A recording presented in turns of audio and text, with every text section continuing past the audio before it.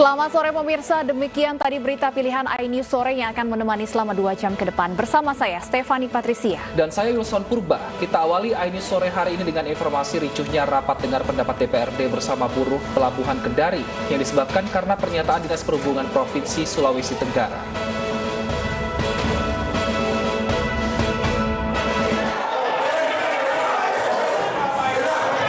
Kericuan pecah di ruang rapat Sekretariat DPRD Provinsi Sulawesi Tenggara. Saat Komisi 3 DPRD rapat dengar pendapat bersama buruh, Dinas Perhubungan Sultra, KSOP Kendari, dan Pelindo 4 siang tadi. Kericuan dipicu pernyataan Kepala Dinas Perhubungan Provinsi Sulawesi Tenggara yang dinilai tidak memihak pada kepentingan buruh yang menolak pemindahan pelabuhan karena bisa berdampak pada perekonomian buruh dan masyarakat sekitar pelabuhan. Jadi saya harapkan kepada pemerintah, kami menyampaikan, khususnya para pejabat, jangan sekali-kali dalam keadaan COVID ini mengeluarkan kebijakan pada khusus yang bertalian yang publik. Dan ini akan merusak daripada marwah yang disebut dengan COVID ini, aturan COVID. Sementara anggota DPRD Sulawesi Tenggara meminta pemerintah mengeluarkan kebijakan dengan tepat di tengah pandemi. Saya berharap pemerintah bijak untuk melihat situasi seperti ini, apalagi situasi COVID-19 ini yang begitu sulit mata pencaharian, dan harus didorong, pemerintah harus mendorong kelompok-kelompok masyarakat yang ingin membangun dirinya, yang ingin menciptakan pekerjaan lahan, pekerjaan dirinya dalam rangka pemenuhan kebutuhannya. Akibat kerusuhan, rapat dengar pendapat ditunda karena Kepala Dinas Perhubungan dan KSOP Kendari yang dievakuasi tidak kembali ke ruang rapat. Dari Kendari, Sulawesi Tenggara, Mukhtahrudin, iNews melaporkan.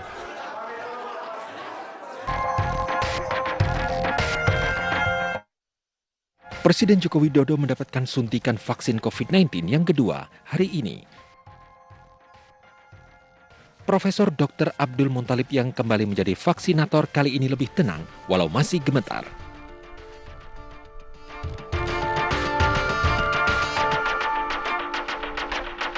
Bagaimana tadi proses penyuntikan yang dosis kedua kepada Bapak Presiden kali ini, Prof? Lebih tenang karena sudah terbiasa dengan vaksinasi pertama. Yang kedua, saya juga mau menyampaikan ucapan terima kasih sebesar-besarnya pada Bapak Presiden yang masih tetap mempercayakan pada saya untuk divaksin yang kedua ini. Dan saya ingin menjelaskan sekali lagi bahwa vaksin yang saya berikan adalah vaksin Sinovac, bukan vaksin yang lain. Dan yang terakhir, saya kira tetap 5M. Meskipun sudah divaksin, tetap 5M. Wakil Ketua Dokter Kepresidenan yang berusia 76 tahun ini menegaskan yang ia suntik ke tangan Presiden adalah vaksin Sinovac.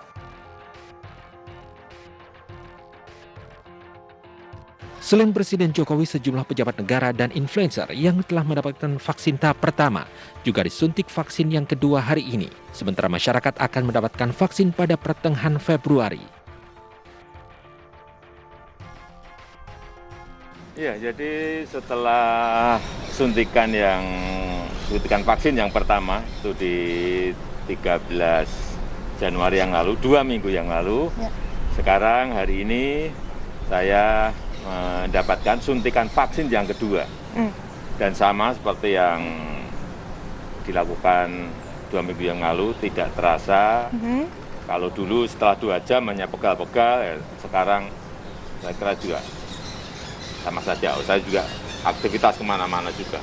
Pak, lalu untuk masyarakat sendiri kapan rencana Pak akan dimulai? Ya ini sesuai yang saya sampaikan awal, pertama memang diprioritaskan untuk tenaga kesehatan, dokter, perawat. Ini prioritas. Kemudian nanti berikutnya TNI Polri dan pelayan publik serta masyarakat nanti berbarengan, saya kira di bulan Februari, pertengahan sudah bisa masuk ke sana. Baik. Penyuntikan vaksin COVID-19 dilakukan 2 kali dengan jarak 14 hari. Vaksinasi pertama bertujuan untuk mengenalkan kandungan vaksin kepada sistem kekebalan tubuh, sementara vaksinasi kedua bertujuan untuk menguatkan respon imun yang telah terbentuk sebelumnya. 2 dosis vaksin akan memicu respon antibodi yang lebih optimal dan efektif di masa mendatang. Namun antibodi baru akan optimal 14 hingga 28 hari setelah suntikan kedua. Tim Liputan iNews melaporkan. Salah satu orang yang disuntik vaksin dosis kedua hari ini adalah Raffi Ahmad. Setelah divaksin, Raffi tidak menghadiri sidang gugatan atas dugaan pelanggaran protokol kesehatan di Pengadilan Negeri Depok.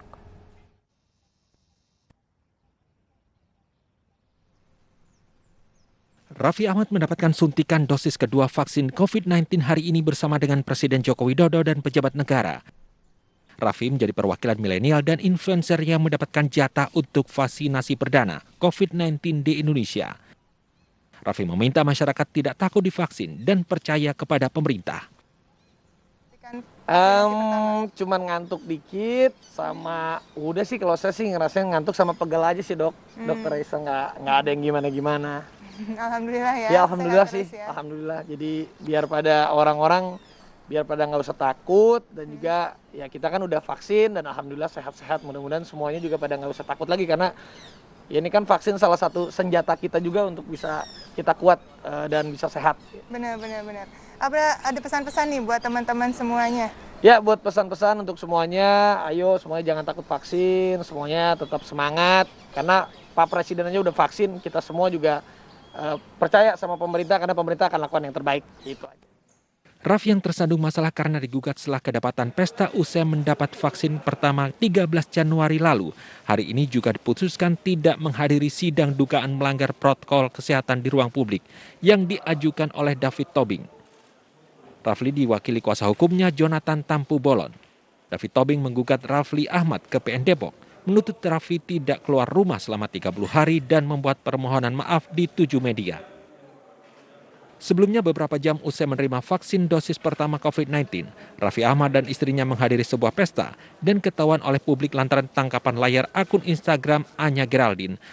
Hal itu menuai reaksi beragam dari warganet. Tim Liputan iNews melaporkan.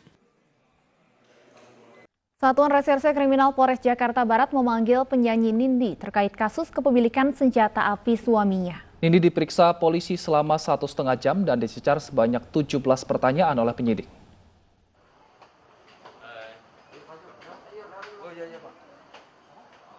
Penyanyi Nindi kembali diperiksa di Polres Jakarta Barat atas perkara temuan senjata api milik suaminya. Nindi diperiksa di ruang Satuan Reserse Kriminal Polres Jakarta Barat. Ia diperiksa polisi selama 1,5 jam dan dicecar 17 pertanyaan oleh penyidik. Usai diperiksa, Nindi tidak menjelaskan secara rinci materi yang ditanya penyidik. Banyak. Tapi pemeriksaan soal apa? Kenapa enggak? Soal apa? Enggak soal, ya soal yang sedang kasus yang dihadapi sama suami saya. Sebelumnya, Nindi diperiksa sebagai saksi atas keterlibatan suaminya dalam kasus kepemilikan obat terlarang. Kita periksa terkait dengan kepemilikan senjata api yang saat ini ditangani oleh Satreskrim. Seperti itu. Kenapa? Ya, makanya itu sedang dalam pendalaman kita, artinya itu terkait dengan internal penyidikan yang nanti kalau ada update akan kita sampaikan kembali. Kapasitasnya ini berarti Suami Nindi, Askara Parasadi Harsono, ditangkap di rumahnya di kawasan Pondok Pinang, Kebayoran Lama, Jakarta 7 Januari lalu. Dari hasil tes urin, suami Nindi positif narkoba.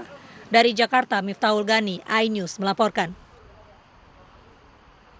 Ketua Umum Relawan Projamin Ambronsius Nababan ditahan Barreskrim Polri terkait unggahan foto mantan Komisioner Komnas HAM Natalius Pigai. Ambronsius Nababan ditahan usai diperiksa penyidik kasus dugaan diskriminasi ras dan etnis.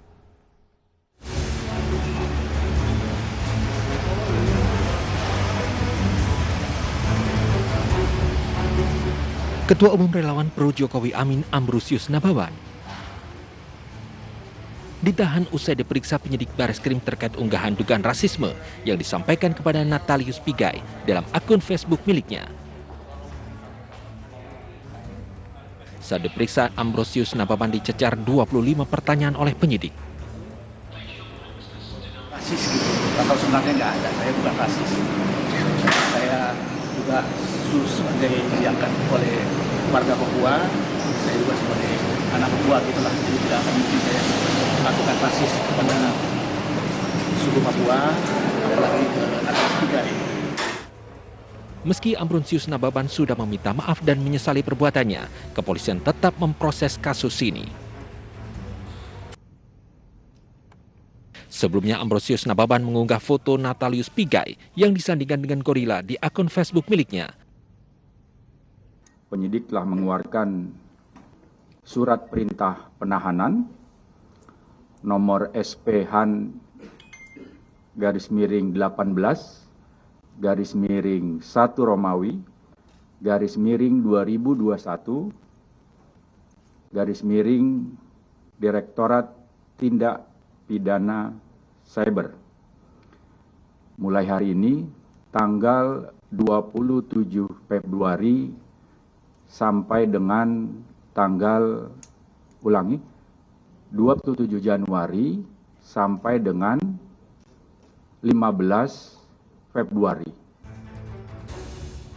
Unggahan Ambrosius Nababan mendapatkan kecaman dari berbagai pihak. Tim Liputan iNews melaporkan.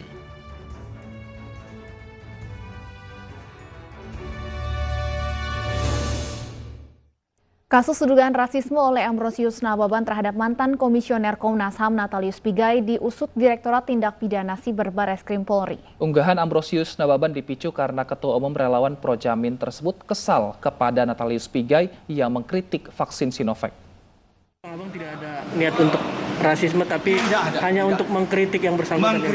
Mengkritik dengan keras bahwa Pak Pigai, kalau Anda memang tidak setuju Sinovac itu nggak masalah, semua orang bisa nggak setuju. Tapi jangan Anda expose keluar bahwa saya tidak percaya kepada Sinovac dan saya akan membeli produk dari luar negeri.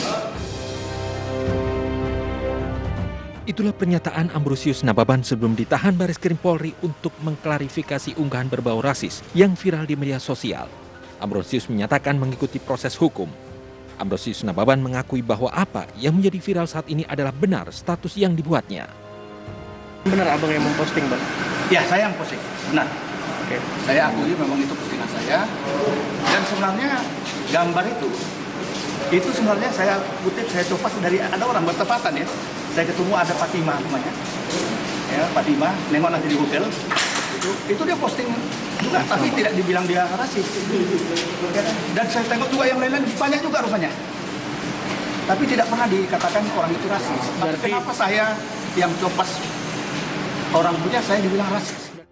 Mendapatkan ujaran rasisme, mantan Komisioner Komnas HAM Natalius Pigai mengaku tidak sakit hati maupun dendam.